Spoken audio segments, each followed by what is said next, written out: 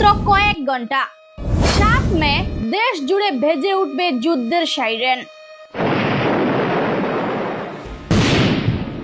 দেশ জুড়ে হবে যুদ্ধের অনুশীলন।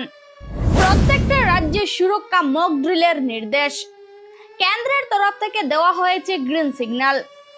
দেশের 244টি জেলায় মক ড্রিল হবে। রাজ্য প্রশাসন বিষয়টি দেখবে। দেশের সব রাজ্যে হবে মক ড্রিল।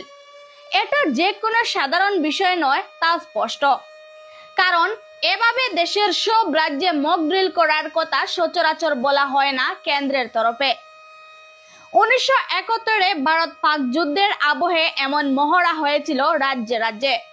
তারপর এই প্রথমবার এমন মহড়ার আয়োজন করা হচ্ছে। আগামীকাল বুধবার 7 মে এই মক ড্রিল হবে বলে নির্দেশ এসেছে কেন্দ্রের তরফে।